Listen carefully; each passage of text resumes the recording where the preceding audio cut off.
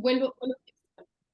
Ya. Eh, Siempre uso estas fotografías porque me gusta la analogía del camino como sorpresa, como incertidumbre, como decisión.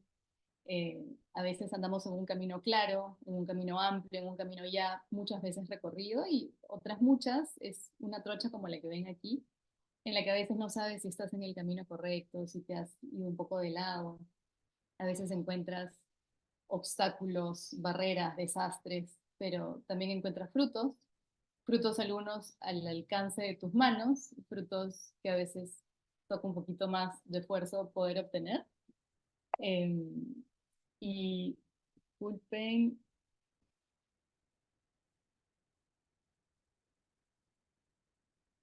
y semillas en el camino también, y aliados, aliados que no van a ser siempre humanos, aliados, insectos, animales, plantas, medicinas. Y lo importante es que, bueno, sea cual sea el camino que te toque, sea cual sea el camino que labres, tengas el objetivo claro y sepas que vas al río, ¿no? Que vas a llegar eh, poco a poco, paso a paso, el camino se va asentando, se va ampliando, se va aclarando y es responsabilidad de todos transitarlo, ¿no? Responsabilidad de todos cuidarlo, mantenerlo abierto y bueno, quién sabe, de pronto con el tiempo, como suele suceder, se abrirán otros caminos y la naturaleza recuperará ese espacio, ¿no? Me sigue saliendo, disculpa, hay un aviso, Giancarlo, de personas que están en la sala de espera. Sí, Ale, ¿me puedes pasar el anfitrionaje? Cosa que yo te ayudo con integrarlos. Disculpen los problemas técnicos, familia. A ver, voy a dejar de compartir. ¿Y podría alguno de ustedes tal vez compartir Sí, sí. mi presentación? Te damos el acceso para que compartas pantalla. Está habilitado. Mm, mm, No sé si ya pues eres tú ya anfitrión. Te lo voy a reclamar, ¿ya? Ya está. Ahora sí, gracias, Ale. Ya. Adelante. Ahora yo ya no puedo compartir mi pantalla. Te lo doy. Ya, ahora sí, ahora puedes, dale. ¿Sí? Ya. Va. A ver, ¿dónde está ahora mi presentación? Ahí va. No, pequeños problemas técnicos, pero ya con esta imagen que quería compartir y con la que quería comenzar del camino, bueno, eh, empiezo. Ahora sí, formalmente. Bueno, para saber a dónde queremos ir es importante saber dónde estamos, saber qué camino estamos transitando, hacia dónde estamos yendo y sobre todo, nos parece importante preguntarnos hacia dónde es que queremos ir. Voy a hablarles un poquito del contexto actual en el que se encuentra la ayahuasca más que nada, si bien la sociedad se enfoca en medicinas enteógenas en general, como ha comentado Chío, Ochuma, Wilca y demás. Creo que la ayahuasca es como el enteógeno bandera y el que está recibiendo un poco más de atención a nivel global. Y bueno, y luego juntos nos haremos estas preguntas, compartiré tal vez algunas definiciones e ideas, pero creo que la parte rica de este encuentro va a ser en, en elaborar nuevos caminos, reflexionar juntos y bueno, poder conversar. Eh, no sé si todos ya lo saben, pero pues el uso ritual, tal cual, no solo la planta, no solo el brebaje, pero el uso ritual de la ayahuasca y sus conocimientos asociados se declararon hace ya en el 2008 como Patrimonio Cultural de la Nación. Eh, el expediente que ayudó, bueno, esta es la versión actualizada, pero que ayudó a que esto se logre, está ahí. El ritual de la ayahuasca fue hecho por Rosa Hermosa, y bueno, se los recomiendo. Ahí ella resume bastante información de la historia, la evolución del uso, cómo se utiliza aquí, en otros países amazónicos, cómo se tiene que preparar, qué consideraciones tener para tomarla, y también presenta bastante evidencia científica, ¿no? Evidencia relacionada a salud y bienestar, que hay muchísima. Eh, ha habido un boom, como mencionó Chío, en los últimos años, no solo que vemos ahora ayahuasca en películas o que se habla de la ayahuasca aquí y allá, sino también en el ámbito académico. Hay infinidad de estudios moleculares, farmacológicos, ensayos clínicos, y bueno, y también otro tipo de estudios que ya entran en el marco legal, en marcos un poco más aplicados como la psiquiatría, la psicoterapia, y hay ya bastantes institutos, ya sea académicos o redes de estudio, de compartir, ¿no? Privadas como las que menciono, que son bastante buenas y que, bueno, recopilan información sobre enteógenos y ayahuasca. Sé que se van a quedar con la presentación, que bueno, al menos van a tener una grabación, así que ahí les comparto algunos estudios rápidamente que considero que son bastante importantes y bueno, que presentan de manera sucinta todos los beneficios de la ayahuasca, igual con un componente importante de salud mental. Hay también estudios aquí de efectos adversos o como se conocen también experiencias desafiantes, que creo que, bueno, tal vez Giancarlo en algún momento las mencione, pero vamos a tener una mesa de discusión justamente de este tema. También presenta reportes de caso, igual tener en cuenta que todo esto es dentro del marco biomédico, ¿verdad? Hechos estos estudios dentro de este marco de la ciencia hegemónica. Y bueno, sabemos, pues uno va escuchando ayahuasca aquí, allá, estudios y demás, ¿no? Que indican que es bastante buena para una serie de dolencias y con situaciones. Y si uno quiere buscar ayahuasca, basta con una búsqueda simple en Google para que en menos de un segundo tenga acceso a millones de millones de entradas, también dentro de Google académico, y son diversas, ¿no? No solo es prensa nacional, sino también internacional, que ponen a la ayahuasca como este nuevo tratamiento, esta nueva droga psicodélica con una utilidad altísima para la salud mental. Hay, bueno, de diversos títulos, ¿no? Como si te persigue un trauma, será ayahuasca lo que realmente necesitas y demás. También encontramos un montón de noticias realmente desastrosas en la que se presenta ayahuasca, o bueno, el ritual, la ceremonia de ayahuasca como un poco peligrosa, o bastante peligrosa, ¿no? En la que han ocurrido violaciones, crímenes, hasta asesinatos. Si ven las noticias de la derecha, es una búsqueda rápida en el comercio. Y bueno, aún así con todas estas noticias eh, desalentadoras y preocupantes, se mantiene el interés.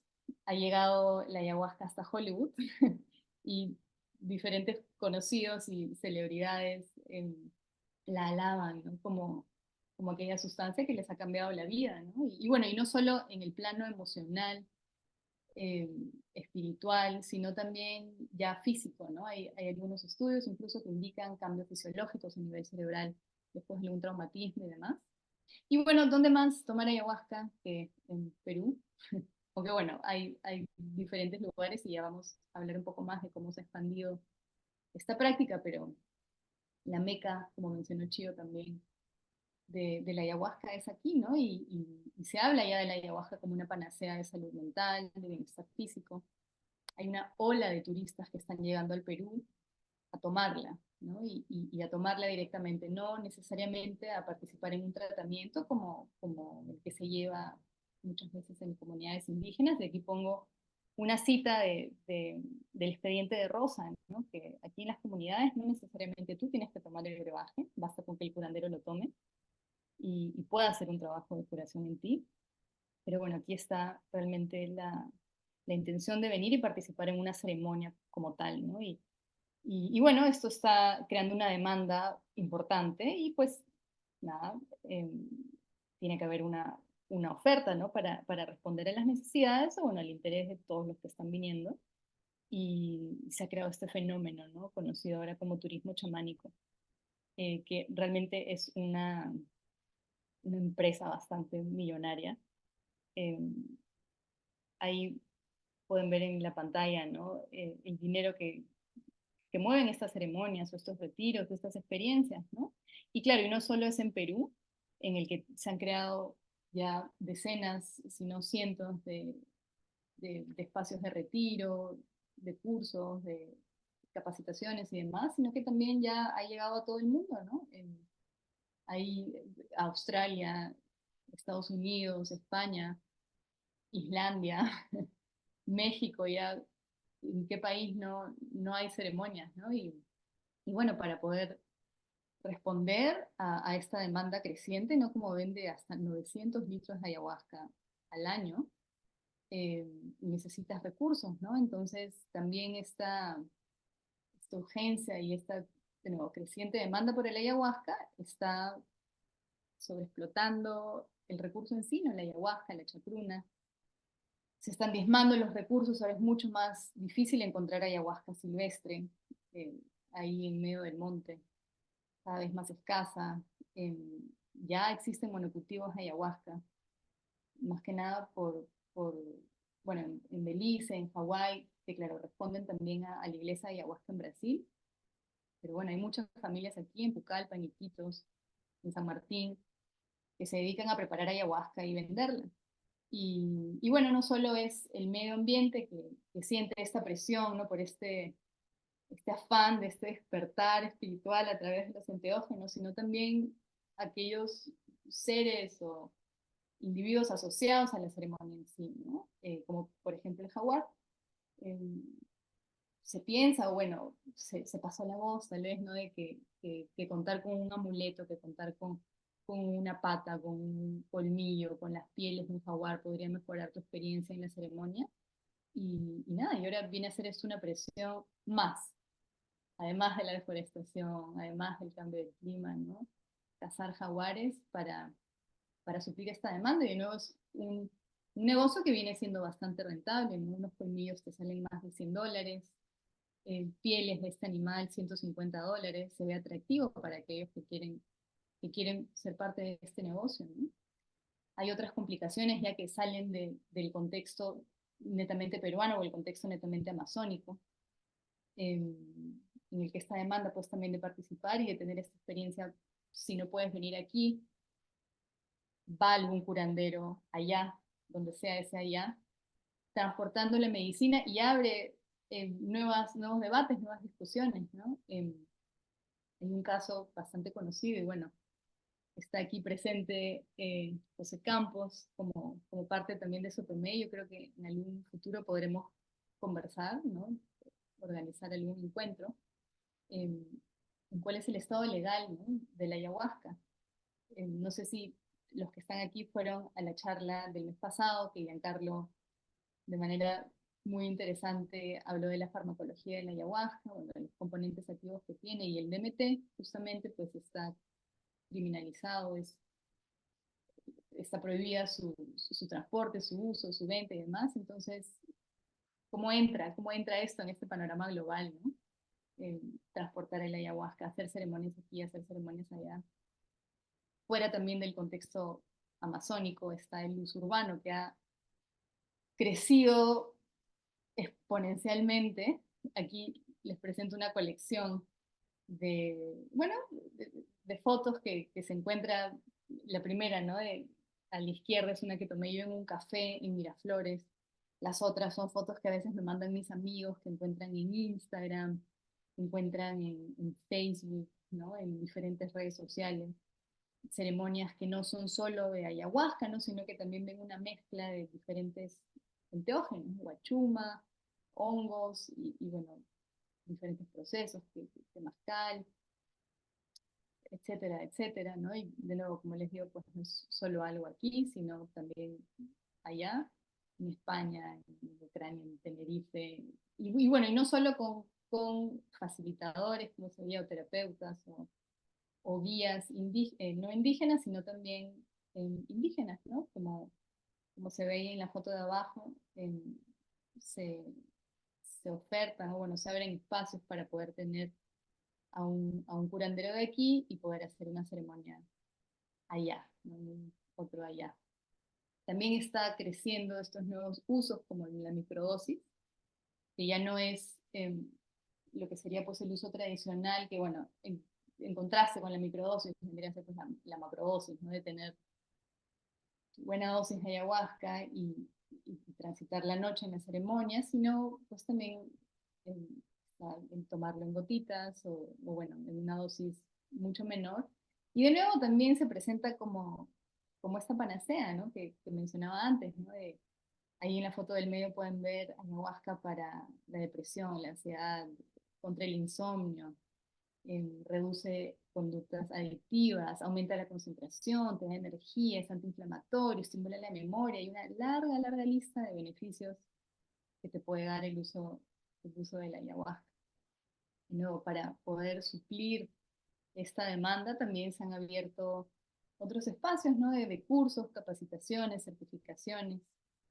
La mayoría que he encontrado aquí les pongo una foto en inglés, porque la verdad que la mayoría están ofertados por allá, ¿no? En el norte, en Estados Unidos, en Australia, en Nueva Zelanda, yo, y en inglés, ¿no? Y bueno, aquí subrayo algunas cosas que llaman la atención, ¿no? Como el entrenamiento, ¿no? La capacitación verdaderamente chamánica, ¿no? En 23 ceremonias, con un auténtico curandero indígena, con un auténtico maestro indígena, podrás acceder a esto y pues, como dicen, empoderarte como curandero, ¿no? En 11 ceremonias puedes ya tú ser un curandero, ¿no? Y bueno, y muchas más, ¿no? Iniciaciones de 20 días, de 26 días, de 6 semanas. Aquí sí, bueno, o bueno, de 300 horas. Aquí sí resalto lo que me parece bastante interesante, ¿no? Que ya también se están abriendo cursos, capacitaciones y demás para entrenar a facilitadores de integración de la ceremonia, ¿no? No sé también cuántos en la llamada han participado de una ceremonia, puede ser un proceso, o bueno, suele ser un proceso intenso, por más lindo que termine siendo algo desestabilizante y es bueno tener una compañía después, ¿no? Entonces ya se está viendo esta manera de entrenamiento como dentro del marco de reducción de riesgos, ¿no? Ante este boom, ante este incremento del uso urbano, que no está, no sé cómo decirlo, como sostenido dentro del ritual tradicional, que bueno, ya Giancarlo hablará un poco más al respecto, y bueno, y Douglas en charlas en posteriores. Es como aceptar, decir, bueno, mira, esto se está dando, esto está pasando, ¿qué podemos hacer al respecto? Hay una fundación, de nuevo les recomiendo, bueno, un instituto que les recomiendo visitar, hay Sears, y tienen material muy claro, bastante útil, cómo reducir riesgos en contextos no nativos cuando se hacen estas ceremonias de ayahuasca. Entonces, bueno, para resumir un poco, pues eso es lo que está pasando ahora, ¿no? Cómo se está moviendo la ayahuasca en el mundo y en esta vorágine, ¿no? Porque todo realmente ha sido bastante rápido, ¿no? No sé, hace 15 años sabías, evidentemente hace muchos años se hacen ceremonias, hace 30, 40 años que hay ceremonias aquí en Lima, ¿no? Pero todo ha ido tan rápido, ¿no? Y en este momento de reducir riesgos, de avanzar, pues seguimos andando el mismo camino, ¿no? Entonces es como en esta inercia, ¿a dónde nos está llevando este camino de globalización, ¿no? Parece que el aumento, que la gente va a querer seguir tomando ayahuasca, va a haber un aumento en la oferta por el aumento en la demanda, la presión sobre recursos naturales, como vemos evidentemente también va a aumentar.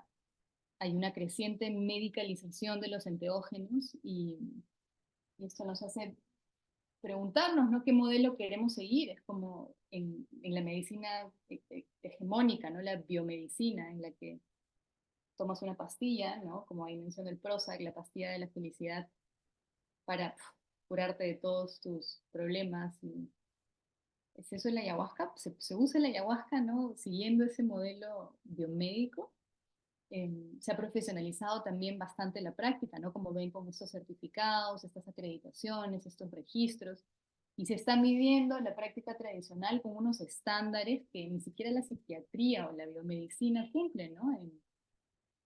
Cuando se quiere de una manera deslegitimizar o invalidar la medicina tradicional, suelen usarse argumentos como, bueno, como los que hemos visto también en las noticias, ¿no? Es muy peligroso, los efectos adversos son muy intensos, las personas después de la ceremonia están desubicadas, de pronto no pueden dormir, hay riesgos de que aumente tu frecuencia cardíaca y, bueno, yo me pregunto, pues, en la psiquiatría, no sé, Giancarlo, tú tal vez lo menciones más adelante, que acaso las pastillas no tienen efectos adversos, ¿no? Que no hay un riesgo que uno tiene que manejar, ¿no? En el tratamiento, así que,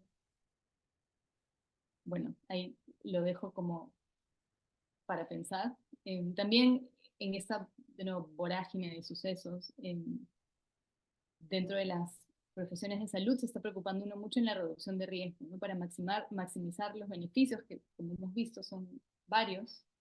Eh, Ahí si ya tendrán tiempo podrán leer uno o más de uno de estos ensayos clínicos en los que de verdad los resultados son bastante optimistas, ¿no? Para tratar depresión, para tratar estrés postraumático, para tratar ansiedad, ansiedad existencial, ansiedad al final de la vida y demás. También, como les decía, para tratar traumatismos cerebrales, etcétera. Para poder maximizar estos beneficios, ¿qué hacemos? ¿No? Y ahí es donde se comienza esta discusión, ¿no?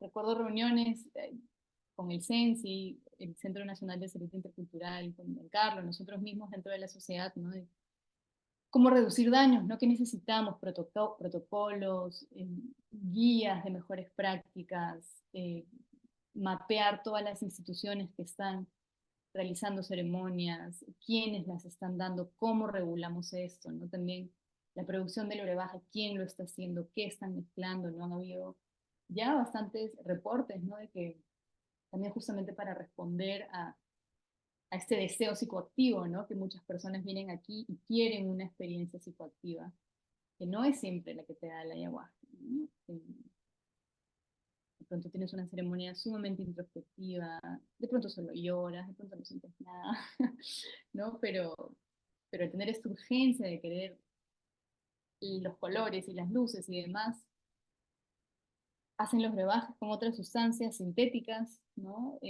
Hacen mezclas realmente bastante peligrosas y bueno, pensamos cómo se puede regular, qué podemos hacer.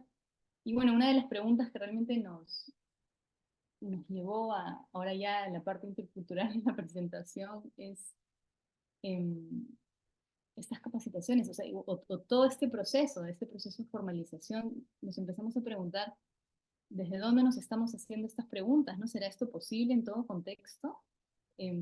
Completamente diferente el sistema médico tradicional que el sistema biomédico, ¿no? Y ahí, de nuevo, en esta inercia, ¿no? En este camino que ya se estaba dando, ¿no? En este devenir de, bueno, la globalización, los riesgos y los peligros y la gente, todos que están viniendo, vale parar, ¿no? Y decir, oigan, a ver, ¿a dónde estamos yendo, ¿no? ¿Qué camino es este que estamos transitando? ¿De dónde estamos viniendo, ¿no? Y reconocer, pues, que también muchas de las herramientas, por no decir todas, ¿no? Las que estamos afrontando este reto, ¿no? Eh, Vienen de esta epistemología, ¿no? Hegemónica occidental. Ahí pongo la cita de este filósofo, Joseph Esterman, es un filósofo suizo, pero bueno, vivió muchos años aquí en Perú, en Bolivia también, y habla mucho de interculturalidad. Menciona, ¿no? Mediante un proceso colonial y neocolonial, Occidente ha sabido imponer una hegemonía epistemológica a todo el mundo, y esto repercute en los estándares académicos del saber, en títulos, en procedimientos, en contenidos. Es un sistema que te dice qué es cierto y qué no, qué vale y qué no, ¿no? Y de muchas maneras, ya sea consciente o inconscientemente, estamos ejerciendo, ¿no? Un tipo de injusticia, un tipo de discriminación en cuanto al conocimiento y cómo a este se crea, ¿no? Este término, bueno, acuñado ya en el 2007 es injusticia epistémica, que se refiere justamente que a veces despreciamos o invalidamos conocimiento solo por el hecho de quién es el que lo está dando, ¿no? Hay dos tipos generalmente de injusticias, ¿no? Una que se puede dar justamente por estos prejuicios, ¿no? Y el ejemplo que siempre uso y que se usa bastante en salud, bueno, dentro del campo de la medicina, de la salud, es cuando una mujer va y dice, oye, me duele esto, me siento así, me siento así, realmente yo siento que hay algo mal en mi cuerpo, que eso no es normal, y un doctor hombre o bueno, em, capacitado en esta visión biomédica, te dicen, yo creo que estás exagerando, no te duele tanto. Yo creo que estás cansada porque no has dormido y desacredita de una manera lo que tú comentas, ¿no? El testimonio que tú estás dando, en este caso específico, por el hecho de ser mujer, ¿no?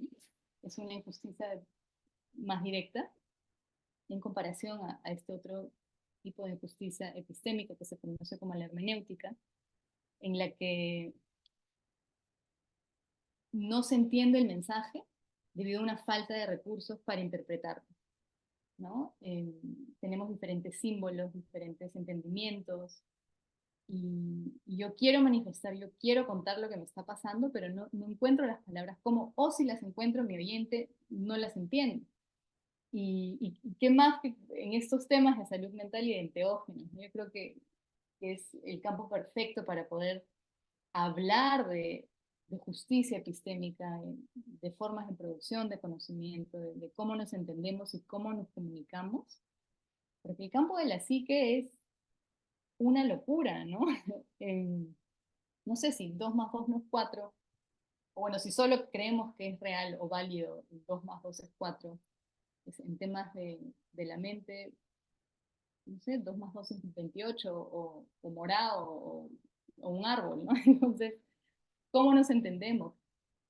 ¿Qué queremos entender? ¿Cómo nos medimos? ¿Cómo nos comunicamos? Y cuando entramos al campo de los psicodélicos, de los enteógenos, como que se complica un poco más la cosa, ¿no? Y queremos, de nuevo, en esta inercia, ¿no? De este sistema epistémico hegemónico de entender el mundo, eh, queremos medir aquello que a veces no puede medirse, ¿no? Queremos describir con, no sé, sistemas lingüísticos y demás lo inefable, ¿no?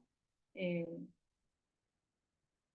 Queremos entender con nuestras propias herramientas todo y nos cuesta un poco sentarnos en la incertidumbre, sentarnos en la duda, sentarnos en el no sé, ¿no? Entrar en esta humildad intelectual de decir, pucha, yo creo que esto no me sirve, ¿no? Y este camino que he estado transitando tantos años inertemente ya de pronto ya no es el camino a seguir, ¿no? O bueno, ¿qué podemos hacer? Y ahí es justamente donde nos preguntamos, a ver, ¿a dónde queremos ir con todo esto que está sucediendo? ¿No? Y bueno, haciéndonos esa pregunta también es un poco como nace la sociedad, ¿no? En la que reconocemos un poco nuestras propias limitantes, nuestras propias carencias en el sistema en el que nosotros hemos sido socializados, en el sistema epistémico en el que hemos sido socializados y empezar a retarlo un poco, ¿no? No atribuir esta autoridad epistémica únicamente a la biomedicina.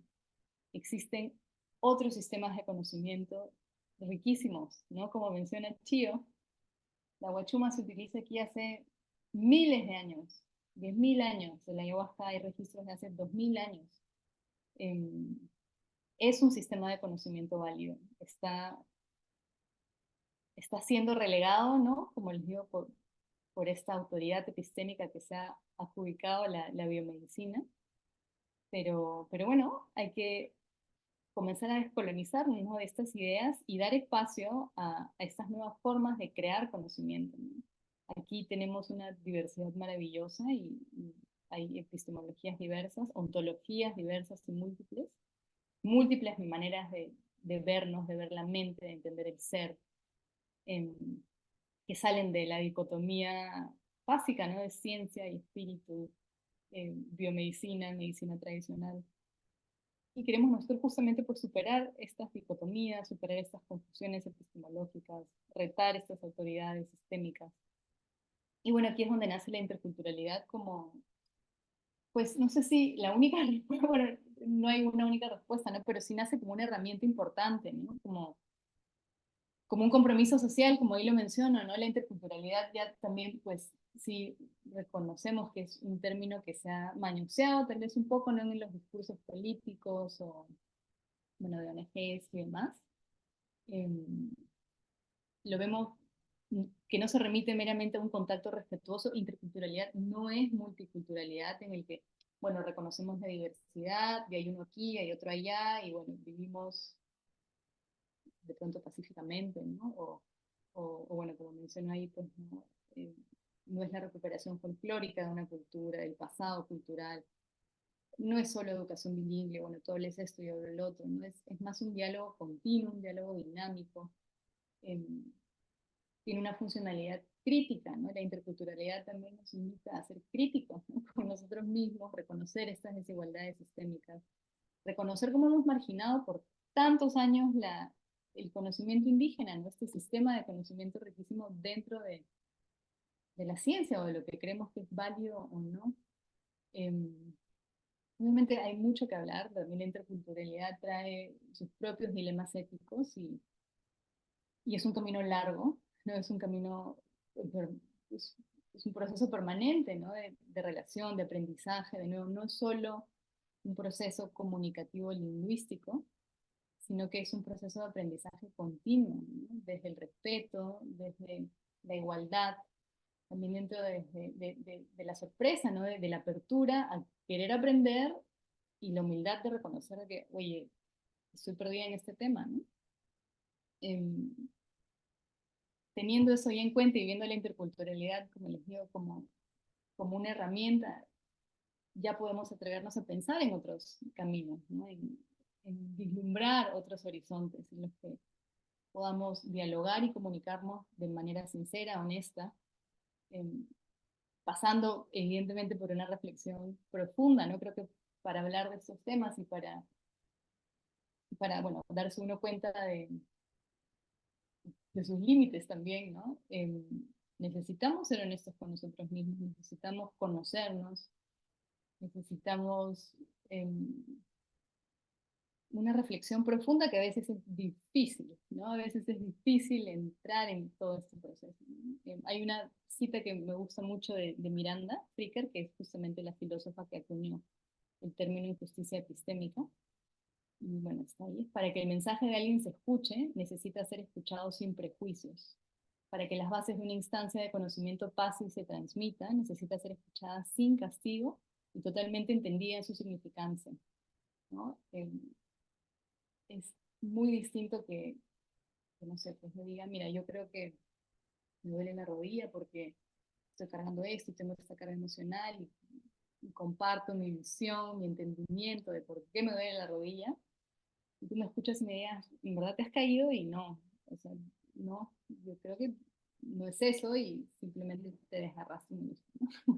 De nuevo, no es uno más válido que el otro, no es uno mejor que el otro, son dos entendimientos distintos, dos entendimientos que deben ser respetados y dos entendimientos que al final tienen un interés en común, ¿no?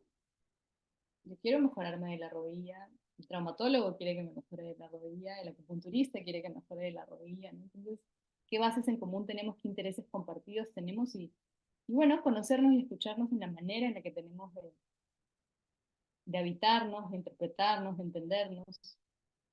Eh, Así como les dije en esta analogía, ¿no? Del camino en la que, bueno, miles de cosas pueden pasar y que atentos pues, tenemos que estar, ¿no? Que estar atentos, como les decía, a estos aliados no humanos. Y bueno, preguntándole a un amigo, por ejemplo, es en la naturaleza, ¿no? ¿Qué ejemplo de la naturaleza nos das o me puedes dar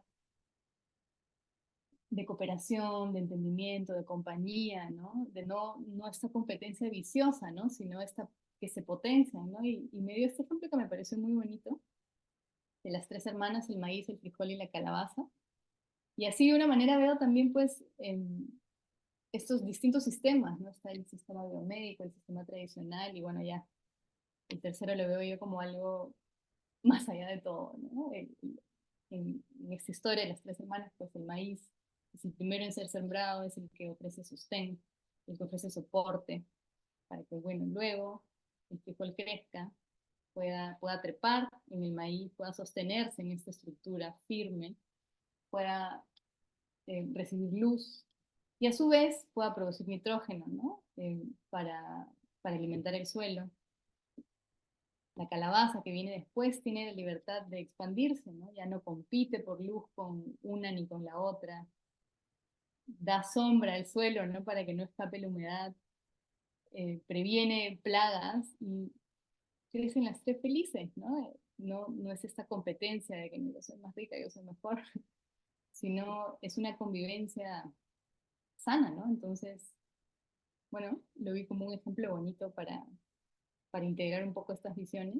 Y, y bueno, ya para terminar, pues desde la sociedad un poco eso es lo que queremos hacer, queremos promover espacios de diálogo, espacios de encuentro, ¿no? Tejer relaciones concretas que valoren la diversidad de saberes, que, bueno, en este caso específico, pues que transformen la relación que tenemos con el legado y conocimiento ancestral de la medicina endogénica, en fomentar la articulación de diversos actores, no solo la academia y el gobierno, sino también sociedad civil, bueno, aquí los interesados, profesionales de la salud indígenas, las comunidades indígenas en sí también, promover el respeto y la inclusión de la sabiduría ancestral, y bueno, realmente trabajar por políticas de salud intercultural, ¿no? Descolonizarnos también un poco, entender que hay muchas formas de ver la vida y de nuevo no es una competencia, no es solo lo biomédico, no es solo la manera que nosotros tenemos de valorar el conocimiento, de validar el conocimiento, sino que hay muchos otros sistemas que necesitan ser escuchados y que, bueno, tal vez sean el camino a seguir, ¿no? Y el camino que conjuntamente podemos crear y, bueno, llegar a otro horizonte, ¿no? Eso es todo, yo creo que vamos a tener, pero no haberme extendido demasiado, pero bueno, em, tener tiempo para preguntas después de la presentación de Giancarlo. Gracias, Ale. Es- Gracias. sí, si tienen preguntas pueden irlas poniendo en el chat, en la cajita de preguntas, para luego ir resolviéndolas después de la presentación de Giancarlo. Giancarlo, cuando te sientas listo, estamos. Dale, gracias, Chio. Buenísimo, gracias, Ale. Siempre tan clara y lúcida. Ahora me toca complementar algo que de hecho nos trae justamente esta complementariedad, ¿no? Que es lo que hace justo nuestra sociedad, que lo que queremos es también servir de plataforma interdisciplinaria para poder justamente hacer este diálogo que no solamente nos compete a nosotros, sino que estamos fomentando y que queremos servir de puentes. Eh, quiero, un ratito, y ahora sí, vamos a ir, listo, un ratito, disculpen, y ahora sí. Bien, no los voy a ver, pero sé que están ahí presentes como los no humanos. Comencemos. Los enteógenos y la salud mental. Un camino hacia la interculturalidad. Bueno, ¿Aló, me escuchan? Ok, perfecto. Em, bien, entonces, como algunos saben, yo soy médico psiquiatra. Me he formado como psiquiatra transcultural, como psicoterapeuta junguiano, y actualmente estoy presidiendo la Sociedad de Medicina Enteógena e Intercultural. Este es un tema que la verdad deja más inquietudes que respuestas, así que vamos a tener que tener un poco de paciencia para ir resolviendo, porque no estamos esperando darles las respuestas ahora mismo, pero sí sabemos de que este camino, que es largo y venidero, nos va a traer algunas, algunas señales, y justamente consideramos que esas señales pueden encontrarse en el pasado. Y quiero comenzar por esta diapositiva, que es Nace una nueva esperanza. En el año 1988, la FDA, la Food Drug Administration de Estados Unidos, empezó a distribuir el Prozac. Para el 1996 ya había ganado alrededor de 2.6 billones de dólares, no solo por su eficacia para el tema eh, solo por su eficacia como antidepresivo, sino más que todo por un intenso marketing y popularización. Este video que lo tengo acá, no sé si lo van a poder ver, voy a intentar mostrarlo, creo que no está, pero que no se puede. Lo vamos a dejar en las redes, quizás. Ese video, como Prozac se promociona en este año, Y si ustedes lo ven, en realidad da ganas de tomarse un Prozac sin necesidad de estar depresivo. Y bueno, empezó un debate también, cómo es que se tienen que promocionar los psicofármacos. En la actualidad, en el 2022, según The Economist, 1 de cada 7 personas toman antidepresivos en Occidente. ¿Qué está pasando, verdad? Eh, tenemos las publicidad, se dice que también un poco aparte de la promoción y de la popularización de esta medicina, el psicofármaco, vino también a través de las películas que se hicieron como Prozac Nation, que es en base a un libro de Elizabeth Wurtzel, y que cuenta un poco acerca más que de la propia depresión de esta persona, interpretada por Cristina Ricci, sino también por cómo es que la sociedad obliga a uno a tener que someterse a un estado depresivo, por decirlo así, porque definitivamente también hay determinantes socioculturales que ya más adelante vamos a ver, que también intervienen en los estados depresivos. Entonces empezamos a comprender que no todo era biológico y que la pastilla de la felicidad había venido, pero no para quedarse, al parecer. Ahora se cuestiona mucho su eficacia, como por ejemplo con estos datos de la izquierda, con la depresión, el estrés y la ansiedad, qué tan comunes son, y se han encuestado a personas que viviendo en países, o bueno, que son parte de países, ciudadanos de países eh, desarrollados, por decirlo así, con un gran PBI, con una economía muy sólida, como Suecia, Gran Bretaña, Estados Unidos, Rusia, incluso Brasil, ¿no? Corea. Se ha visto cómo son los países que más tasas de depresión y ansiedad tienen. Igual a la derecha vemos cómo es que ha crecido el uso de antidepresivos a nivel mundial y ven cómo es que escala del 2015, que está abajo, al 2021, en una ya casi exponencialmente. En el medio vemos a Chile, que prácticamente ha escalado el doble de uso de antidepresivos en menos de 10 años. ¿Qué está pasando, no? ¿A qué necesidades responde la psiquiatría actual? Estamos viendo el ser humano completo, multidimensional, como nos pueden enseñar a verlo aquellas personas que son los maestros, los curanderos, etcétera, o estamos simplemente solamente atendiendo a un área, una dimensión del ser humano. Me van a permitir un segundo, voy a tener que volver a hacerlo. Sí, yo te voy a dar la filtronaje, ¿vale? Vale, vale. Vale. ¿Lo puedes tú reclamar?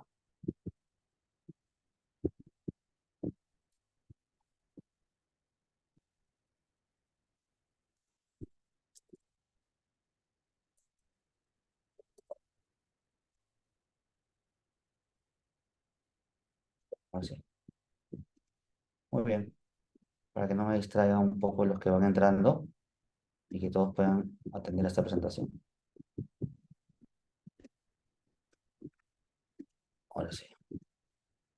Bien, ¿a qué factores, a qué necesidad responde la psiquiatría actual? Una psiquiatría biologicista, reduccionista, que ha intentado volverse una especialidad médica al sentirse menos médicos que nadie, cuando yo pienso que la psiquiatría es una especialidad hermosamente médica porque atiende a una dimensión que es el alma, ¿verdad? La sociedad occidental, ¿qué ha pasado? ¿Qué factores también socioculturales como los que habla Byung-Chul Han con la sociedad paliativa y de rendimiento? ¿Cómo es que se ha empezado a medicalizar la vida cotidiana a tal extremo que hemos pasado de un número casi de 100 diagnósticos cuando se creó la primera clasificación de diagnósticos a casi 300, 400 diagnósticos en la actualidad, ¿verdad? ¿Por qué es que tenemos que estar bien, ¿verdad? ¿Por qué evitamos el sufrir? Las relaciones también líquidas de Sigmund Bauman cuando hablaba acerca de lo que es el individualismo y nuestra sociedad narcisista, y cómo es que esta ruptura del tejido social también ha generado un declive de nuestra salud mental al sentirnos en una isla. Eso ha pasado en pandemia, díganme ustedes cómo se han sentido cuando algunos de ustedes, en mi caso, he tenido que aislarme siendo médico de todo, y ese aislamiento en sí mismo te da una situación de total angustia, que permítame decirles, ha sido uno de los factores que yo considero ha causado la muerte de mucha gente. El miedo, entonces. El miedo de aislar a un ser humano de una enfermedad, cuando la enfermedad justamente es acudir, el síntoma tiene una función social, ¿verdad? Y no es al revés. Y bueno, eso lo hablaremos luego.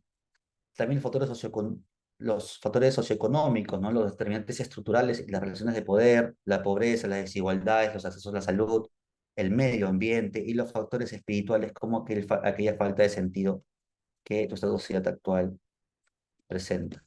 Entonces, ¿qué hay que hacer con el dolor? Lo evitamos, lo comprendemos. Una frase muy importante, creo que retrata este fenómeno es: si el tratamiento exclusivamente medicinal y farmacológico del dolor destruye el programa cultural de la superación del dolor. ¿Qué quiere decir esto? Que quizás esta suerte de dependencia ante la biomedicina que nos dice que todo tiene que ser tratado de una forma, también genera algo que va a provocar definitivamente que nosotros ya no tengamos un recurso, una agencia, porque estamos siempre esperando que el otro venga y me resuelva la depresión o venga y me resuelva la ansiedad, lo cual consideramos que es justo y noble. Si una persona necesita, pues aquí estamos para ayudarla. Pero también se trata también de que esta persona tenga autonomía.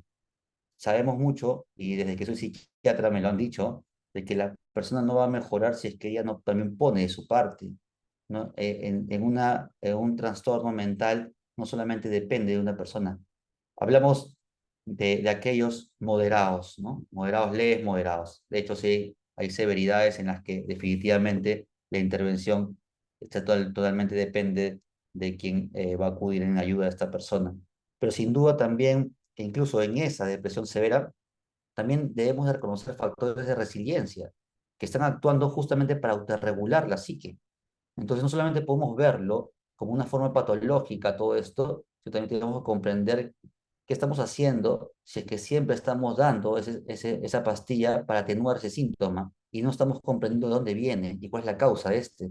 Incluso la causa de este, como vemos, como factores socioeconómicos, pueden ser la falta de un seguro social, la falta de un empleo seguro, la falta de una estabilidad social, económica, jurídica, medioambiental, política, como en países en guerra, por ejemplo, que obviamente, y eso se ha estudiado, causa un aumento de los trastornos mentales, incluso la psicosis en un 10% aproximadamente, ¿no? Entonces, definitivamente es compleja y no podemos solamente pasarlo por agua tibia o pensar de que tenemos que agarrar la mente como si fuera un órgano más, porque ahí caemos en el reduccionismo. Y eso es lo que venimos a aprender justamente aquí de las poblaciones indígenas, de los maestros curanderos, los chamanes, cuya comprensión todavía de la salud es holística, ¿verdad? La mercantilización de la salud mental, y esto es algo importante y hay que decirlo, y a buena hora que ya se han manifestado, por ejemplo, autores como John Jureidini, que ha publicado en el British Medical Journal en el 2022 La ilusión de la medicina basada en evidencia. No la ilusión porque no exista la ciencia como tal, sino cómo se utiliza y cómo se llega a este resultado, a esta conclusión, y cómo se usa esta verdad, para qué fines, ¿verdad? Entonces se dice que hay lobbies políticos, hay fraude en las declaraciones de intereses de los investigadores, hay promoción ilegal de fármacos, hay manipulación de data y costos, hay corrupción de psiquiatras. En Estados Unidos, en este paper salía de que la mayor remuneración de la farmaindustria es para los psiquiatras. Bueno, obviamente, si yo tengo una persona que la voy a tener con una pastilla toda la vida, entonces oye, que es un gran negocio. No me conviene más bien curarla, me conviene seguirla tratando. También la comercialización de la academia y el colonialismo académico tienen que ver con esto. Ese es un artículo interesante del año 2018, también salió en el British Medical Journal, donde empezaron a cuestionarse sobre la efectividad de los antidepresivos y qué estaba pasando, ¿no? Otra vez vamos a un estudio que había un sesgo de casi 86% en varios de los estudios que se han realizado para medir efectividad, que estaban financiados por la Big Pharma. ¿Hay interpretación de resultados? También se preguntaban estos investigadores. Las pruebas para medir depresión y resolución de síntomas son subjetivas, definitivamente. Hay manipulación de resultados de la subjetividad del otro, porque es una entrevista la que yo doy, no es que yo saque un examen auxiliar de sanguíneo o de otro tipo, que, entre comillas, objetivamente puedo determinar si esta persona se encuentra o no deprimida, sino es un examen subjetivo que un entrevistador da a la persona que está deprimida, supuestamente deprimida, y vamos a ir midiendo la efectividad a través del tiempo, con un examen de base y un examen a salir a 3 meses aproximadamente para medir resultados. Ahora, la mejoría con placebo es de 40-50%. Se dice que este placebo no se mantiene a lo largo del tiempo, pero ya de por sí, el dar una pastilla de azúcar, ¿no? Y a mí por eso la palabra placebo no me gusta utilizarla de una forma, es más, no deberíamos de pensar que lo placebo es malo en realidad. Nosotros como psiquiatras y como terapeutas entendemos qué habilidades hay que surgen también de estas prácticas que también están incluidas dentro de la terapéutica chamánica, por decirlo así, que fueron los primeros psicoterapeutas de la humanidad, ¿verdad? Cómo es que también hay un efecto. Bueno, el uso a largo plazo, los efectos adversos, cómo todo esto no se cuestiona, lo vamos a ver. Obviamente que hay una gran asociación entre la Big Pharma y la psiquiatría, que es, así como este cómic, incapaz de disociarse, ¿verdad? Ahí son unos... eh, pero bueno, entonces la misión psicodélica es un nuevo amanecer en realidad, o estamos llegando al mismo lugar donde empezamos. Vemos, como ya mencionó Alejandra, cantidad de estudios y cantidad de, de- de rótulos en distintos panfletos o periódicos o journals que indican ya es una realidad, pero y también, claro, vemos cantidad de estudios que se han incrementado desde hace casi 10 años exponencialmente, ¿no? Igual este es el mismo camino, esta es una diapositiva que va a mostrar en el lado izquierdo, en el 1988, cuando comenzamos justo con este auge de los antidepresivos, ¿no? Los inhibidores, la recaptación de serotonina, que iban justamente a hacer que la gente sea feliz, ¿verdad? Es esto lo que está sucediendo como en la derecha, como en el año 2023, el año pasado, en The Wall Street Journal, que dice la nueva promesa de los psicodélicos. Vamos a tomar psicodélicos otra vez para volver a ser felices, para volver a estar bien. Entonces eso nos preguntamos nosotros. Y hay otra pregunta que queda en el tintero entonces. Comencemos con psiquiatría colonial y decolonial. Un repaso por la historia. Ale ya ha hablado acerca de lo que ha sido la colonización. Yo quisiera hablar sobre esto. La psiquiatría colonial. ¿Cómo nace la psiquiatría en realidad? La psiquiatría nace en Occidente, ¿verdad? Como toda la medicina. Nosotros como psiquiatras nos hemos formado en una psiquiatría occidental, atendiendo fenómenos psíquicos netamente anglosajones. Eh, entonces, la etnopsiquiatría tenía que ver justamente con el estudio de aquellas culturas que no eran parte de esta normalidad que se entendía como la psiquiatría occidental, ¿verdad? Entonces, ¿qué hacía la psiquiatría en ese momento? El proyecto colonial se apostó por la psiquiatría y se apoyó en ella para también añadirse al racismo biológico y étnico, ¿no? Ideológico y justificaba justamente la subordinación y la explotación de las colonias, ¿no? Bueno, vamos a enseñarle a estos pobres indígenas que no incivilizados y primitivos, con una psique primitiva, que quizás tengan que tener un adecuado régimen, ¿no? Eh, bien, atributos de inferioridad étnica también, ejemplo también el lenguaje, eh, se veía, se empezaba a establecer una categorización donde obviamente etnocéntrica o eurocentrista, donde la persona tendía a ver una pirámide y en el fondo pues estaban pues, las personas eh, de otras etnias, ¿verdad? Y estas otras etnias, a través de su uso del lenguaje, su uso de la escritura y todo esto, se decían que eran incivilizados, ¿no? Entonces, yo justifico mi colonización al La poder dar estas por las paleta y la personas. bolsa ahí. Pueden apagar su No, micrófono, por favor. ay, yo no sé dónde Gracias. están los códigos.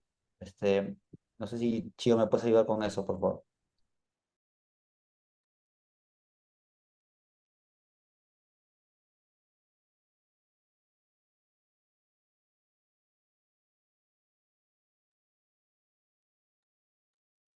No se te escucha, Giancarlo. Te han hecho, te han apagado a ti también el micrófono.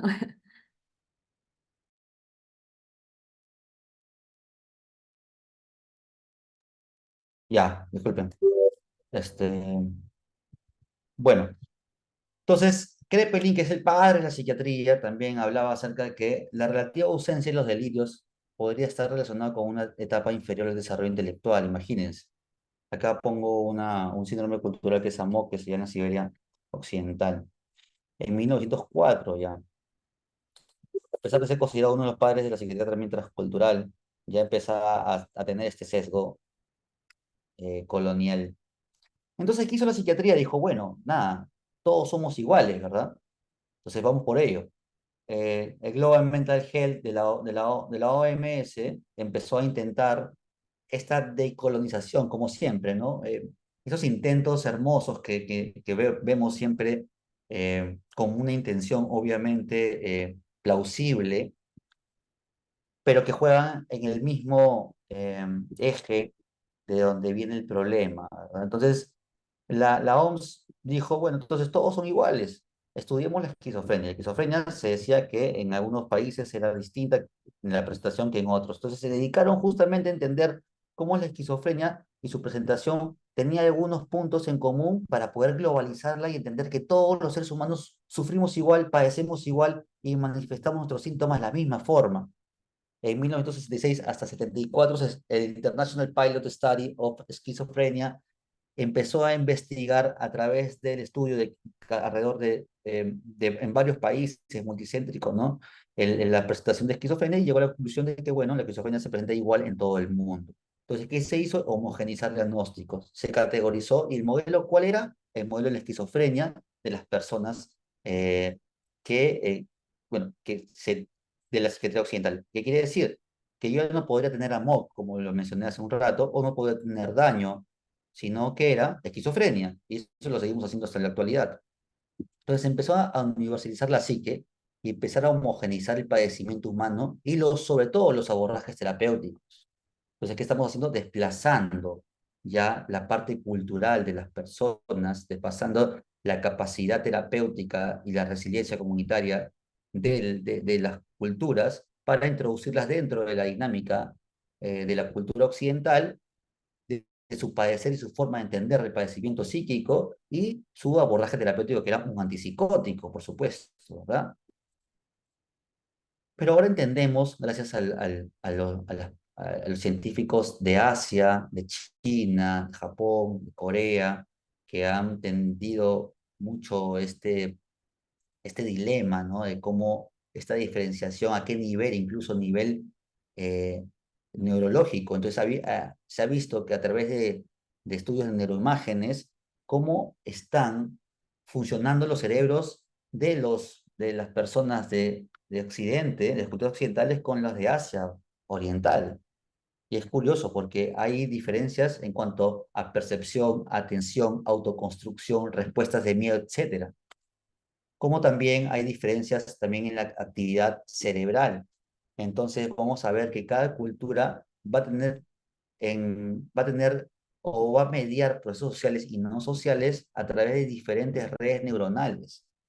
Se dice que la cultura asiática en este estudio de Hans y Ma del 2014, se dice que en la cultura asiática oriental tiene una actividad mayor en la corteza prefrontal, medio dorsal, corteza frontolateral y la unión temporoparietal, que está asociada a la interdependencia, ¿no? A pues, lo que son sociedades eh, comunitarias, sociocéntricas, como se les dice.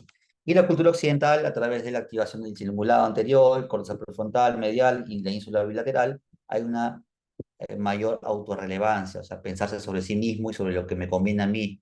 ¿Qué es mejor? Ninguna en realidad, ¿verdad? Ambas necesitamos de ambas, solo que van a estar condicionadas a través de la cultura y del medio ambiente, y eso es la epigenética, la neurociencia cultural.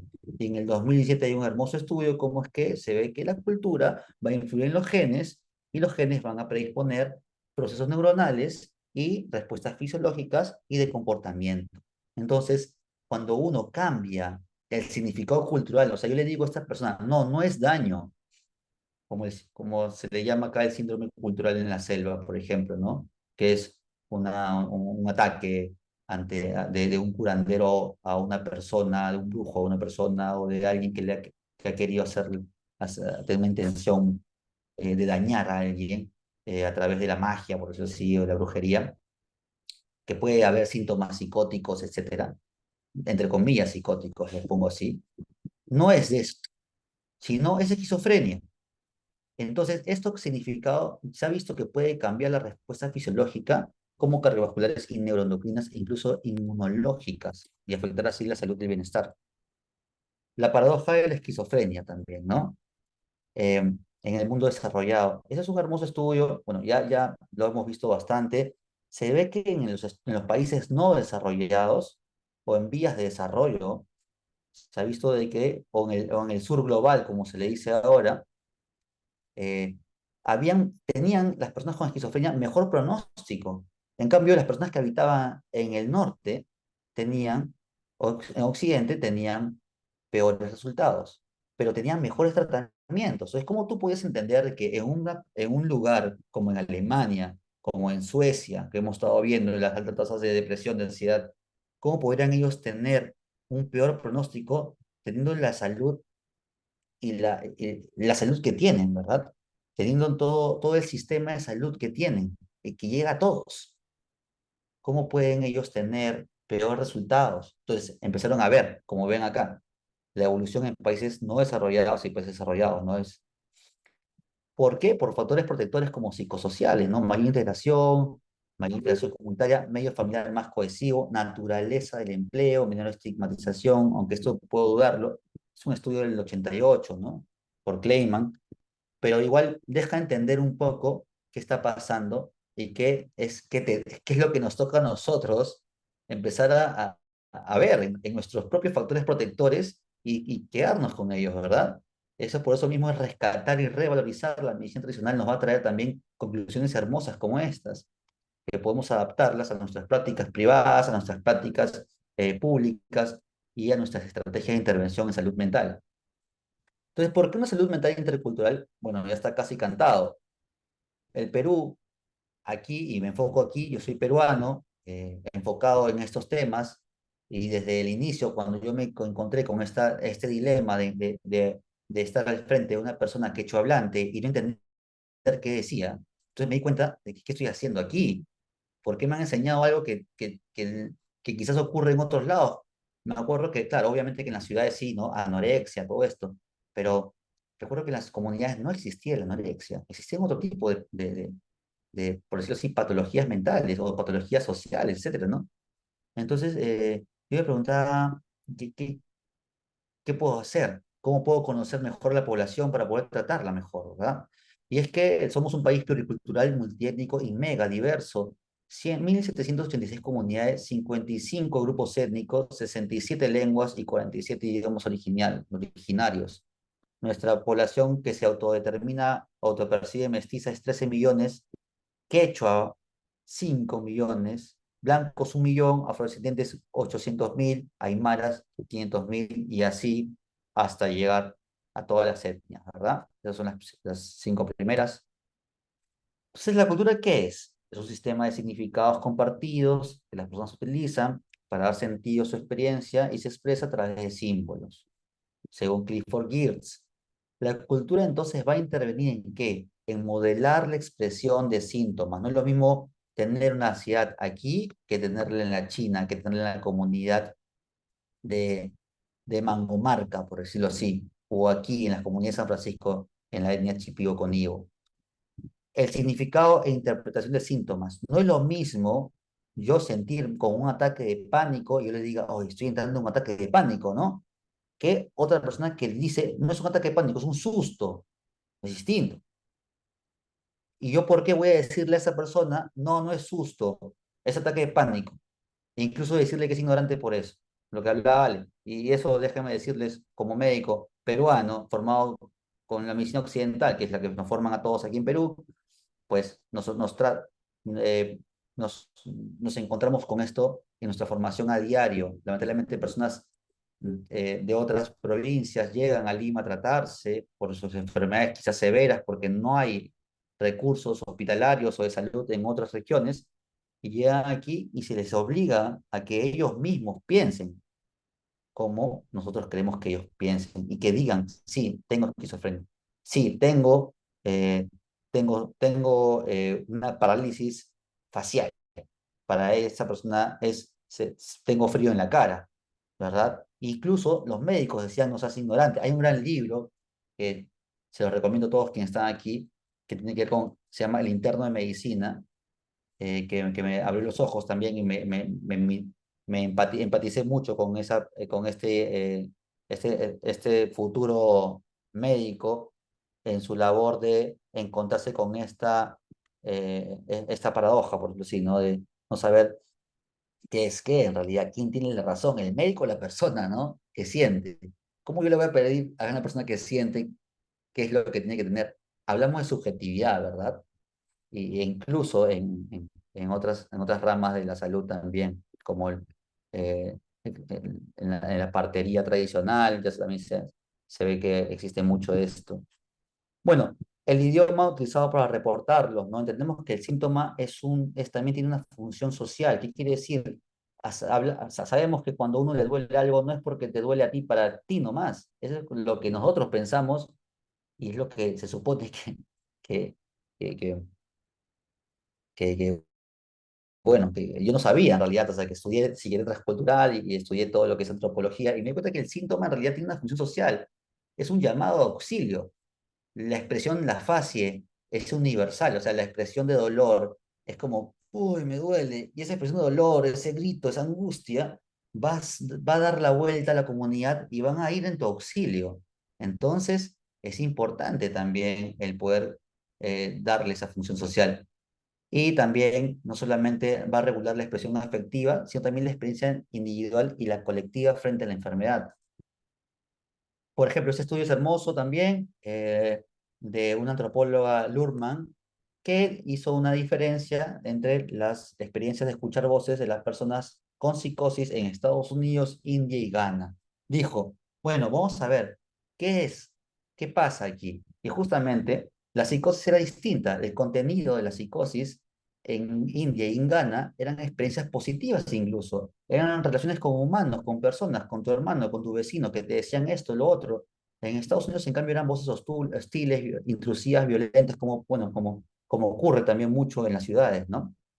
Eh, y justamente esta es la diferencia, ¿verdad? Cómo tú puedes, puedes darle puedes comprender esta experiencia y cómo puedes atender a una persona si no reconoces cómo es que ella lo experimenta y qué significados les atribuye a su experiencia, e incluso, ¿por qué no positivas?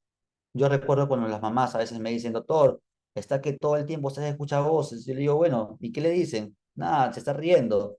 Siempre les comento, ya me encantaría también tener a alguien que me diga voces al oído. Claro que está, no todo el tiempo, de hecho es fastidioso, por eso también intervenimos, ¿verdad?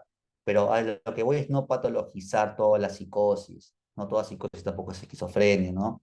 Y bueno, y ya con la psicosis en verdad tenemos un mundo aparte de que ya incluso se están hablando desde hace tiempo, la psicología transpersonal, junguiana también han abordado mucho el tema de la psicosis y han entendido de que quizás también la psicosis sea parte de una experiencia de transformación quizás, que estaban los chamanes, los curanderos, era un factor iniciático, uno puede psicotizarse en ese momento, y le dicen crisis iniciáticas chamánicas a este tipo de crisis que empezaban a generar esta transformación del individuo para convertirse en un sanador. Entonces, en un lado del mundo los ponemos en un manicomio y les damos y los reventamos de antipsicóticos, y en otro lado del mundo se vuelven curanderos y su rol social asciende. No digo para todos, ¿eh? No digo para todos, pero sí hay características de crisis chamánicas que quizás no estamos atendiendo y quizás la estamos poniendo todos en el mismo saco, en esquizofrenia. A eso voy. La cultura como factor diagnóstico nosológico, ya saben, el DSM-5 para nosotros los psiquiatras es nuestra Biblia. No lo quise decir, la verdad, pero me salió. Eh, uno se fija mucho en esto, pero también hemos integrado cantidad de síntomas y cantidad de síndromes y cantidad de diagnósticos que incluso ustedes van una vuelta y quién sabe, tengan un par. Pero entonces, ¿qué pasa en el Perú? ¿Qué pasa quizás en los países andinos que aquí nos congregan? O en otras regiones, quizás en otras comunidades? Todavía sigue existiendo el daño, el susto, el ojeo, el aire, el chucaque. Y esa es una de las pocas, la verdad, que no ha habido otra, por eso discúlpenme si es tan antigua esta encuesta, pero considero que sigue existiendo en la misma cantidad de porcentajes, en la actualidad incluso más, porque quizás no se reportan, porque quizás esta persona tiene miedo. Yo que trabajo actualmente en la selva peruana como psiquiatra, yo siempre les pregunto, ¿y tú qué piensas que es? Y antes ha sido un curandero, ¿y qué te ha dicho? Y se mueren de miedo, de pensar de que yo les voy a decir, los voy a criticar, les voy a decir algo. Pero cuando le aperturamos esa confianza, ya empezamos a integrar, a comprender, a darle un espacio también, a darle dignidad a esta persona para que ella pueda expresarse tal y como es, sin necesidad de sentirse eh, oprimida por lo que el médico vaya a pensar de ella.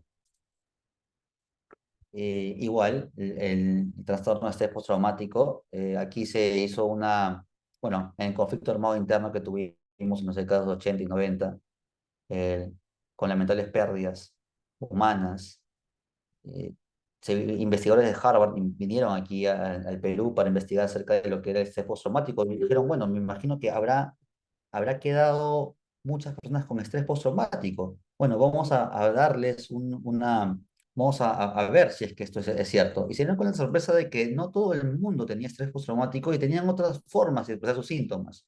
Entonces, estas categorías eran exportables, todas pueden calzar en la psique de otra cultura, de otra persona, es lo que nos preguntamos, ¿no? Entonces aquí viene la psiquiatría transcultural, que es un parte de la psiquiatría social que estudia los aspectos culturales de etiología, frecuencia, naturaleza y cuidado de los trastornos mentales. Bien, hasta ahí, espero no haberlos abrumado mucho. Entiendo también la premura del tiempo. Yo ya quisiera como ir avanzando más rápido, pero sin duda esto da para mucho que hablar y para todo el debate. Y bueno, estamos comenzando esta serie de debates y tendremos varias oportunidades para seguir conversando. ¿Qué es interculturalidad? ¿Qué es transculturalidad? Es el respeto horizontal, en beneficio mutuo, en intercambio mutuo, en reciprocidad mutua. Lo pongo eh, signos de interrogación porque no sé si eso se da. Sabemos que no es así, ¿verdad? Sabemos que no existe interculturalidad en nuestro país. Transculturalidad viene a ser la síntesis mediante la cual confluyen dos o más elementos culturales y pasa a ser un referente más allá de la unicidad identitaria. O sea, ya hay una transformación por el choque cultural de ambas. ¿Existe? Sí existe, lo vemos. Yo lo veo, en realidad. Lo vemos aquí en la selva, donde existe la cultura chipio conmigo y las personas, y cómo esta cultura ha salido y se ha intercambiado y siguen, y sus expresiones culturales siguen modelándose, porque la cultura no es algo estático y también hay que entenderlo. Y eso es importante, la resiliencia comunitaria. ¿Cómo viene la interculturalidad? La interculturalidad no viene de arriba, no viene del presidente, no viene del ministro de Salud, no viene de la persona que se le ocurrió y digamos, vamos a hacer. Hay lineamientos políticos, existen, pero nadie sabe cómo aplicarlos, porque nadie sabe qué es interculturalidad y nos queda muy corto esa palabra. Incluso se debate si es que debemos utilizarla realmente. ¿Quiénes en verdad hacen interculturalidad? Son los pueblos indígenas, las comunidades indígenas. Y esto que pasó en la pandemia nos dieron el gran ejemplo y nosotros tuvimos la gran oportunidad de conocer a Comando Matico, por ejemplo, con sus iniciativas de salud intercultural. utilizaban las plantas, que recogían las plantas de sus abuelos, les preguntaban a sus conocidos y a los curanderos qué podemos utilizar para esto, porque veían que la gente se estaba muriendo y no había camas en los hospitales y esto era una catástrofe. Entonces empezaron a utilizar las plantas que sus abuelos, a recordar, a tener más agencia. Eso es hermoso en realidad, porque en la medida que el Estado está más alejado de los pueblos indígenas, es que cuando resultan ser más empoderados. Y no digo que eso sea bien, solo que digo que se da. Ahora, la pregunta es, ¿cómo podemos utilizar este factor resiliencia comunitaria como alguna estrategia que pueda reforzarse, más no inhibirse, ¿verdad? Entonces, identificamos los recursos comunitarios, la Agencia de los Pueblos Indígenas para la Autorregulación de la Salud. ¿Qué vemos? Recursos naturales, culturales, comunitarios, humanos, todos los recursos comunitarios que puedan servir para restablecer el equilibrio que es la salud. Acá vemos a nuestro amigo Rafael, curandero, chipio conmigo, enseñando recordándoles a la gente a utilizar el matico en la pandemia por el COVID-19. Pero no solamente son los curanderos y las personas que hacen uso de estas medicinas, sino son las personas en realidad que saben muy bien de que si voy donde el médico, si voy donde Giancarlo, no me va a curar el susto. Tengo que ir donde Douglas quizás. Entonces cuando tengo susto voy donde el curandero, donde el chamán. Y ahí es donde voy a tomar mi planta. Pero cuando tengo quizás, no sé, algo que sienta y que tiene relevancia médica, e incluso el curandero te dice, no, eso, un buen curandero te va a decir, eso anda donde el médico, allá te va a tratar. Y va donde el médico, ¿verdad? Entonces forma una red de salud mental, no mental, disculpe, mental, donde están todos los sistemas de salud unidos y todos hacen uso. Ese es un paradigma todavía utópico, pero es lo que queremos llegar como Perú, pero eh, también entendemos de que estas relaciones de tipos de relaciones con el sistema médico oficial, o bien lo toleramos, como decía Alejandra, y lo reconocemos y bueno, está ahí, ya está, ¿no? Qué bueno, qué bien, qué bonito, le damos sus derechos, todo bien, pero no te metas mucho, ¿no? A intervenir aquí porque yo soy el sistema de salud oficial, ¿no? Hacemos una relación igualitaria, nos reconocemos, sí, pero ambos van por separado o estamos en un sistema integrado, un único sistema. Yo tuve la oportunidad de estar en China, la verdad, y fue maravilloso poder conocer el sistema de salud público en China. Vean esto, este es el primer nivel a la derecha con una sofisticación y tecnología para repartir cantidad de medicinas occidentales y pastillas para todo, para la presión, para la diabetes, etcétera, y la medicina tradicional china con toda la herbolaria tradicional milenaria que no se ha interrumpido. Entonces, ambos están en el mismo lugar. Este es en el primer piso y este estaba en el tercer piso, en el mismo establecimiento de salud de la atención primaria. Gracias a Carlos Alberto Seguín, siempre como psiquiatra, eh, él, él- él nos habla acerca de hacer una psiquiatría emergente, adecuada a nuestra cultura, a nuestra realidad, que busca en su población, en su cultura y etnia, su verdadera identidad. Y eso es decolonizarnos, ¿verdad? Bien, acerca del chamanismo. ¿Qué podemos aprender?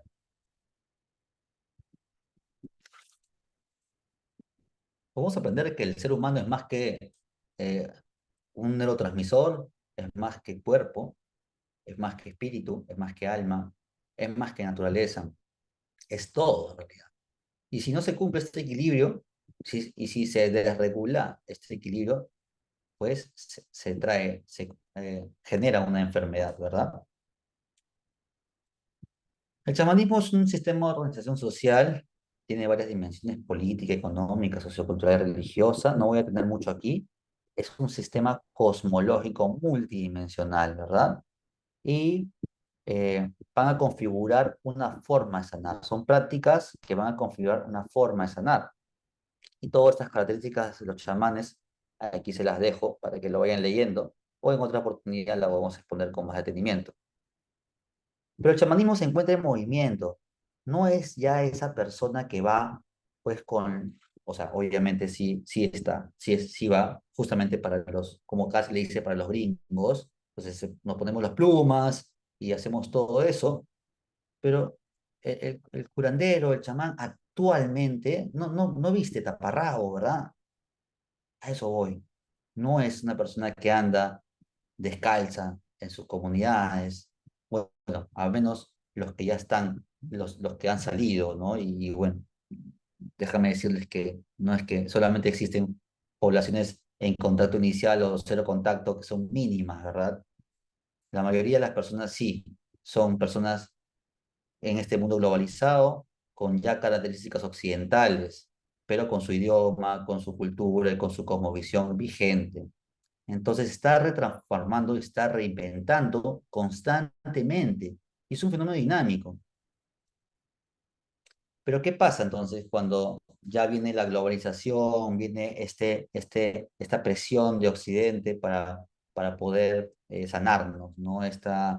Como estábamos hablando, esta carencia de alma quizás en la medicina, lo que ha llevado a que las medicinas tradicionales cobren cada vez más relevancia, mayor importancia.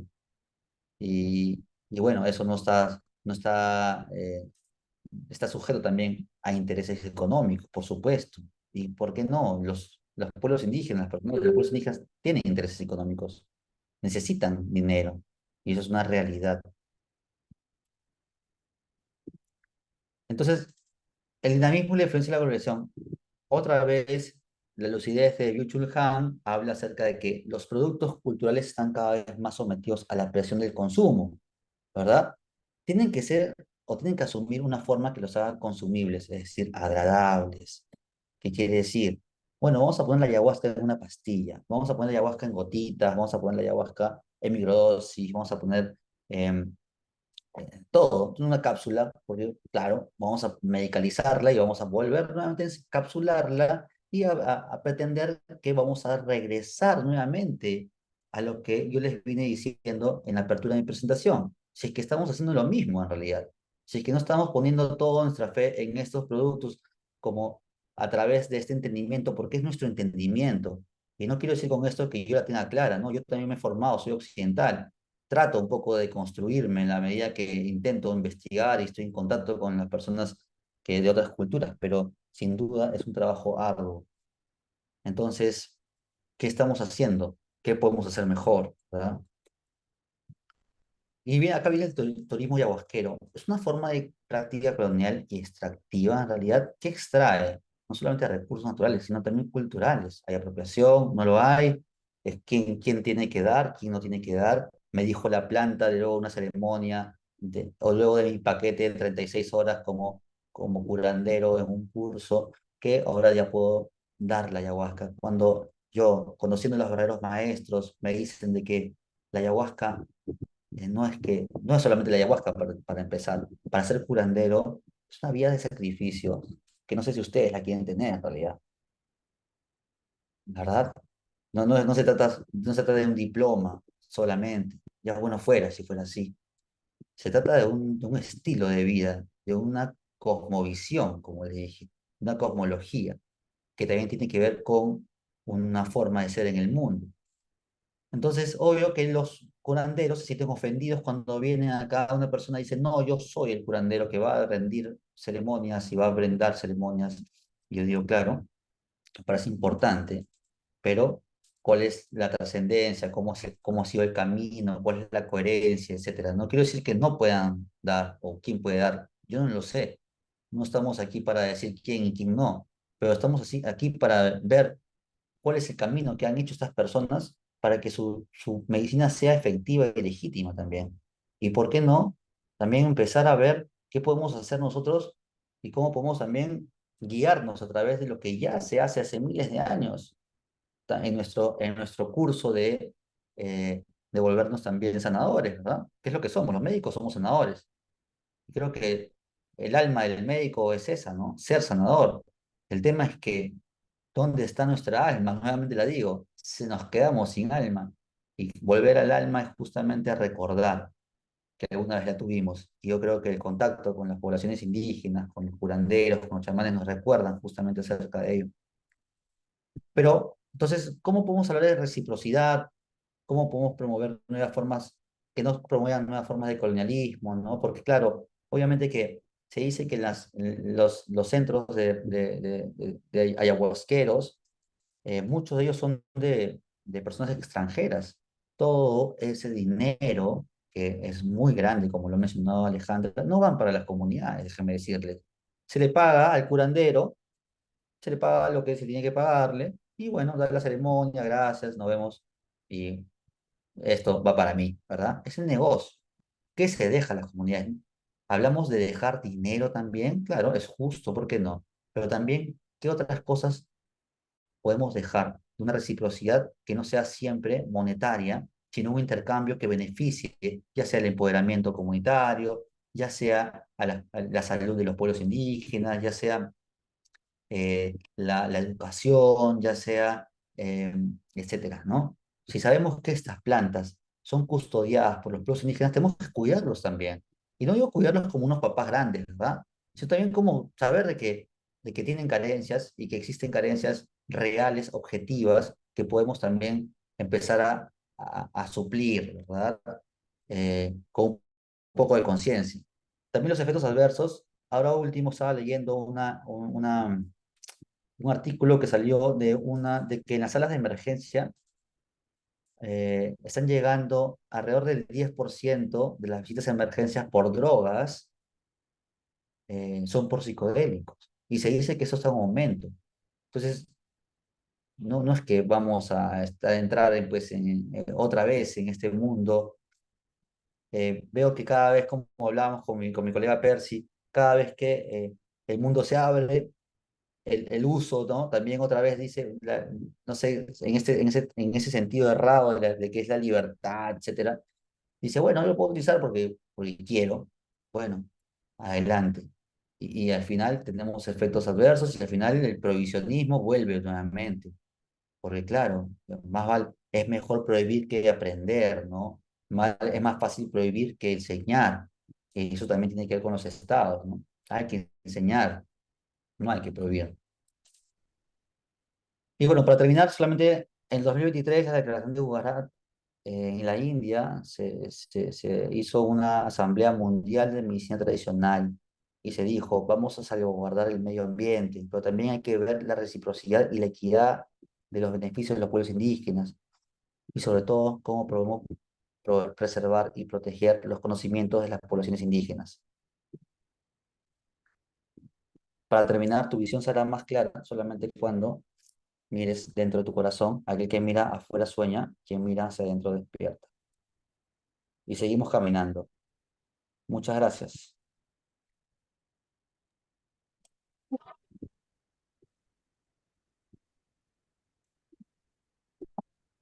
Voy a aprovechar para retroceder, revisarlas un poquito.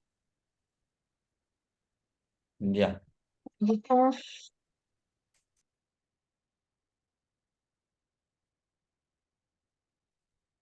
Bueno, han recomendado algunos libros, si quieren revisar algunos de los libros que han recomendado. Bueno, Vanessa del León comentó de que el miedo afecta el sistema nervioso inmunitario.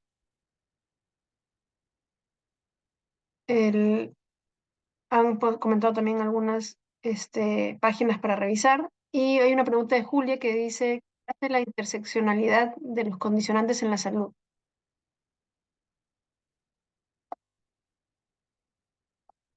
Es médica de Buenos Aires y le pareció muy excelente esta exposición.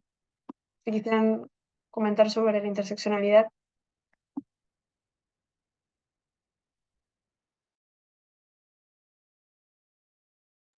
Ale,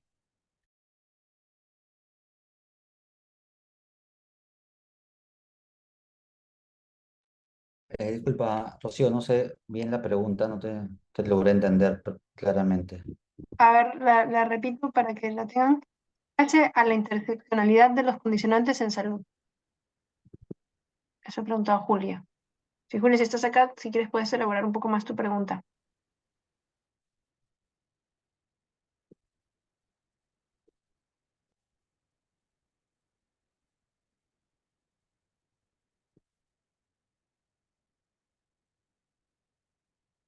Buenísimo, gracias Julia por eso. Sí, no logró un poquito más, pero si tienen algún comentario.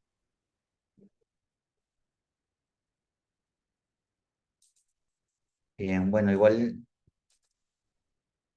vamos agradeciendo a todos los que han estado aquí. La verdad que seguimos caminando, cuestionándonos bastante y tratando de empezar a trazar justamente estos diálogos para poder unirnos en esta cruzada que es la coherencia del uso de los enteógenos y también el espacio y la relevancia que tienen los pueblos indígenas en esta travesía también. Les agradecemos a todos también por la atención. Gracias, Vanessa, Santiago, desde España, gracias. Gri. Sabri dice, los procesos de salud, enfermedad, cuidado, atención están inmersos dentro de un sistema de valores económicos, políticos, culturales y sociales. Muy interesante. Gracias. Saludos de Rosario. Gracias, Sabri. Sofía. Gracias. Lea. Una pregunta de Leda. ¿Qué experiencias de integración entre medicina indígena y occidental existen en América Latina y en el Perú? Bueno, acá tenemos la experiencia bastante sólida de lo que es Utaquihuasi, ¿no? Creo que los quienes estuvimos en el Congreso de Tarapoto pudimos tener la experiencia. Hay una experiencia bastante sólida, ya de casi 30 años investigando y tratando personas con drogodependencias con el uso de medicina tradicional asociado a la medicina occidental, básicamente al uso de la psicología occidental, la integración que hacen y los procesos psicológicos y la dinámica en la que se ha establecido esta comunidad terapéutica, ¿no? Se utilizan plantas, no solamente de ayahuasca, sino muchas plantas y sobre todo los procesos tipo dietas, que es la clave para comprender la salud y la restauración del equilibrio en una toma de plantas, por ejemplo, ¿no? Las dietas. Eso es súper importante que un día esperemos que los maestros curanderos aquí, miembros OPMEI, también puedan hablar mucho sobre estos campos. Queremos ya también hacer que ellos, y la próxima vez que hablemos de ayahuasca, van a comprender de su propia voz cómo son las dietas.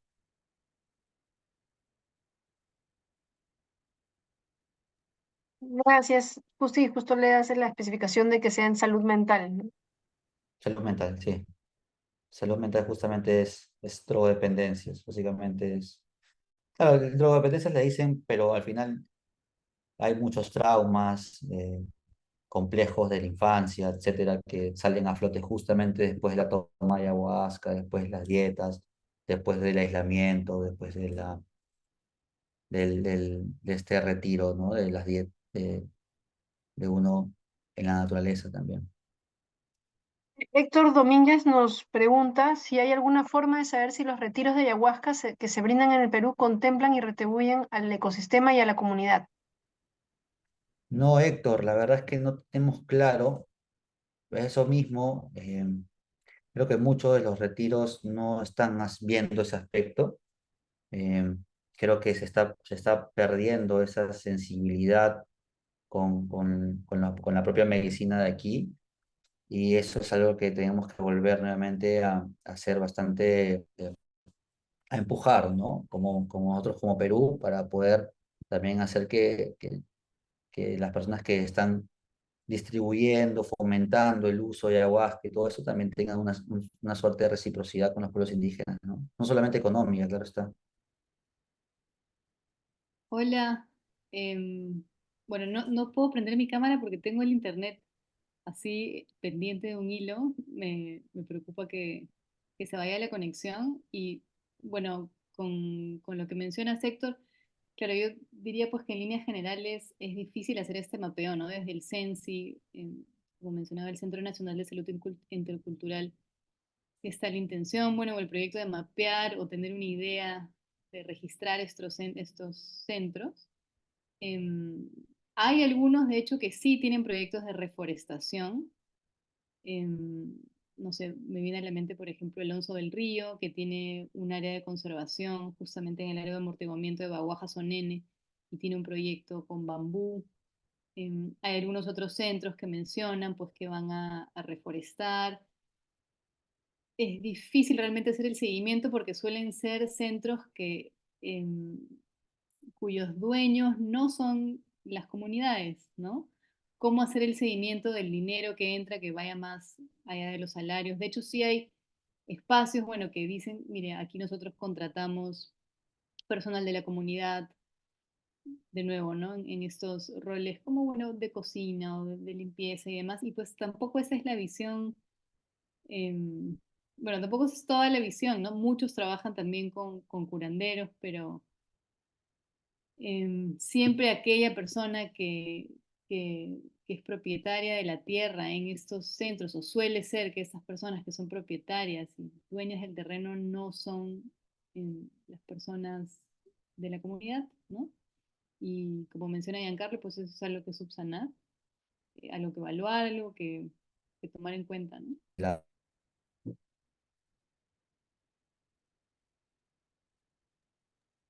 Vanessa, añade que es importante que en Occidente también se esté reconociendo y hablando del tema de descolonización de los psicodélicos y hay movimientos que ya buscan crear esa reciprocidad y respeto. Y ella también comentó que cree que en el Perú estamos en una posición ideal para poder crear un modelo médico intercultural, ya que existen aquí todavía tradiciones. Y creo que no es solamente, incluso es un deber como país poder preservar sistemas médicos que aportarían mucho al mundo. De acuerdo. Totalmente de acuerdo.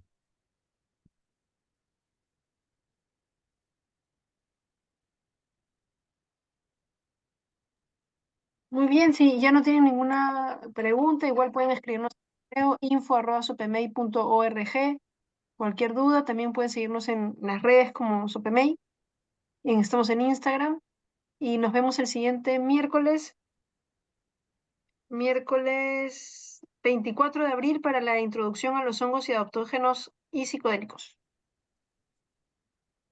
Muchísimas Muchas gracias. gracias a todas, a todos y nos vemos pronto. Cuídense Chao. mucho. Chao a todos. Chao.